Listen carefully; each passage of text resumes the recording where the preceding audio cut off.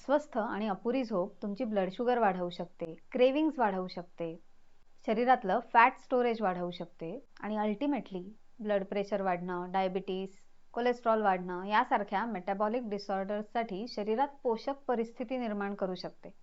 हे माहीत आहे का तुम्हाला? नमस्कार, मी डॉक्टर पल्लवी चाफेकर. लाईफस्टाईल करेक्शनच्या तिसऱ्या भागात आज आपण झोपेविषयी जाणून घेणार आहोत. म्हणजे झोप जर डिस्टर्ब असेल, पुरेशी नसेल तर त्याचे शरीरावर काय परिणाम होतात आणि ते होऊ नयेत यासाठी आपण काही स्टेप्स घेऊ शकतो का, याविषयी आज आपण चर्चा करणार आहोत. खरं तर झोप हे निसर्गाने माणसाला दिलेलं एक वरदान आहे. पुरेशी आणि स्वस्थ झोप आपल्या शरीराची झीज भरून काढते.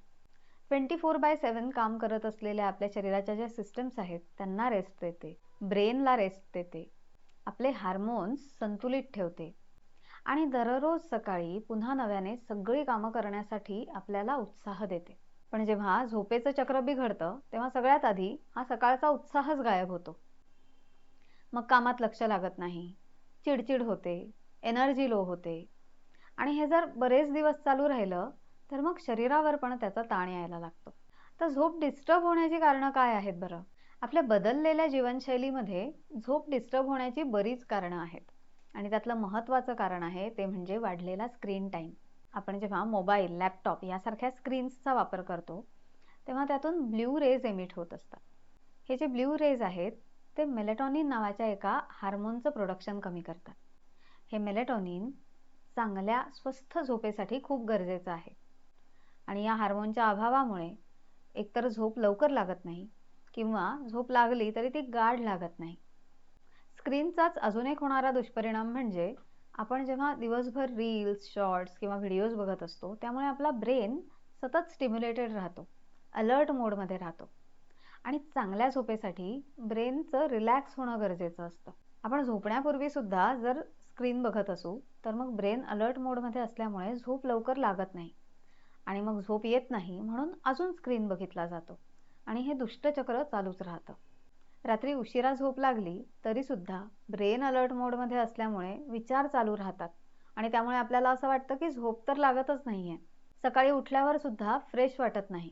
झोप डिस्टर्ब होण्याचं अजून एक महत्त्वाचं कारण म्हणजे स्ट्रेसमुळे ओव्हर थिंकिंग होतं आणि त्यामुळे सुद्धा ब्रेन अलर्ट राहतो आणि मग झोपेवर त्याचा परिणाम होतो. या व्यतिरिक्त आपल्या रुटीनमध्ये सुद्धा अशा काही आपल्या सवयी असतात ज्यामुळे झोप डिस्टर्ब होते. म्हणजे रात्री उशिरा जेवणं किंवा रात्री उशिरा जड आहाराचं म्हणजे पचायला जड असलेल्या अन्नाचं सेवन करणं, दिवसभरात चहा कॉफीचं जास्त प्रमाणात सेवन करणं, अजिबात व्यायाम न करणं आणि रात्री झोपण्याची आणि उठण्याची अनियमित वेळ असणं, वेळ फिक्स नसणं, ह्या सगळ्या गोष्टींमुळे सुद्धा झोप डिस्टर्ब होते. लवकर झोप लागत नाही किंवा गाढ झोप लागत नाही.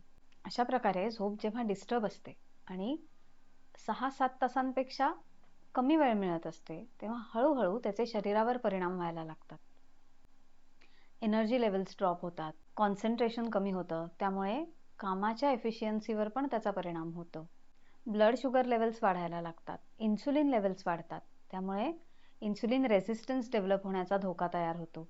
अस्वस्थ आणि अपुऱ्या झोपेमुळे कॉर्टिसॉल ह्या स्ट्रेस हार्मोनच्या लेवल्स सुद्धा वाढतात, त्यामुळे शरीरात इन्फ्लेमेशन वाढायला लागतं. क्रेविंग्स वाढतात, फूड क्रेविंग्स वाढतात, विशेषतः जंक फूड किंवा गोड पदार्थ खाण्याचं म्हणजे स्वीट क्रेविंग्स वाढायला लागतात. शरीरामधलं फॅट स्टोरेजचं प्रमाण वाढतं, त्यामुळे वजन वाढायला लागतं. या सगळ्याला जेव्हा आहारातल्या चुकीच्या सवयींची आणि बैठ्या जीवनशैलीची जोड मिळते तेव्हा त्याची परिणती मेटाबॉलिक डिसऑर्डर्स डेव्हलप होण्यामध्ये होते. हे सगळं टाळण्यासाठी आणि शांत स्वस्थ झोप मिळावी, त्यातून शरीराची झीज भरून काढता यावी, यासाठी कुठले उपाय करता येऊ शकतात?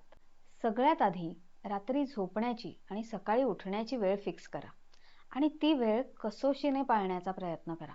जेव्हा झोपेची वेळ फिक्स होते तेव्हा शरीराच्या आतलं जे क्लॉक आहे, ज्याला सर्केडियन रिदम म्हणतात, ते सेट होतं आणि हे शरीराच्या आतलं जे घड्याळ आहे ते जेव्हा सेट होतं तेव्हा शरीरावरचा बराचसा ताण कमी होतो, आपल्या हार्मोन्सचा बॅलन्स सुधारतो.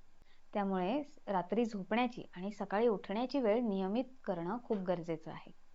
दुसरी महत्त्वाची गोष्ट म्हणजे स्क्रीनच्या वापराबद्दल अवेअर राहणं गरजेचं आहे.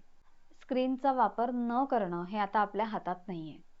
आता हा व्हिडिओ सुद्धा तुम्ही स्क्रीनवरच बघताय, पण नक्की कामासाठी किती वेळ स्क्रीन वापरला जातोय आणि टाइमपाससाठी किती वेळ वापरला जातोय याबद्दल जागरूक राहा. आणि रात्री झोपण्यापूर्वी किमान 1 तास कुठलाही स्क्रीन बघू नका. हा एक उपाय जर तुम्ही फक्त 1 आठवडा करून बघितलात तरी तुम्हाला तुमच्या झोपेमध्ये आश्चर्यकारक बदल जाणवतील. रात्री उशिरा जेवू नका आणि विशेषतः रात्रीचं जेवण हे पचायला हलकं असेल ह्याकडे लक्ष द्या. संध्याकाळी उशिरा चहा कॉफी घेणं टाळण्याचा प्रयत्न करा. आणि जर तुम्हाला रात्री झोपताना चहा किंवा कॉफी घ्यायची सवय असेल तर ती हळूहळू कमी करण्याचा प्रयत्न करा. नियमितपणे व्यायाम करा, प्राणायाम करा. त्यामुळे कॉर्टिसॉल लेवल्स कमी होतात आणि त्याचा परिणाम म्हणून झोपेची क्वालिटी इम्प्रूव्ह होते. झोपण्याच्या खोलीतलं वातावरण शांत आणि आनंदी ठेवण्याचा प्रयत्न करा. शक्यतो वादाचे विषय तिथे डिस्कस करू नका. रात्री झोपण्यापूर्वी एकदा तरी दिवसभरात घडलेल्या एका चांगल्या गोष्टीबद्दल ग्रॅटिट्यूड एक्सप्रेस करा. ग्रॅटिट्यूड एक्सप्रेस करण्यामुळे पॉझिटिव्ह हार्मोन्स सिक्रेट होतात आणि त्यामुळे शांत स्वस्थ झोप लागायला मदत होते. या व्हिडिओमध्ये सांगितलेले सगळे उपाय तुम्ही 1 महिनाभर नक्की करून बघा आणि मग तुम्हाला जाणवेल की तुमची रात्रीची झोप खरंच शांत आणि स्वस्थ झाली आहे आणि त्यामुळे तुमच्या दिवसभरातल्या एनर्जीत पण फरक पडला आहे.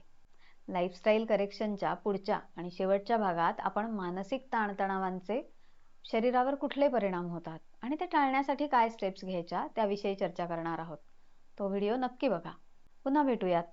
तोपर्यंत स्वस्थ रहा आणि योग्य व शास्त्रीय माहितीवरच विश्वास ठेवा. धन्यवाद.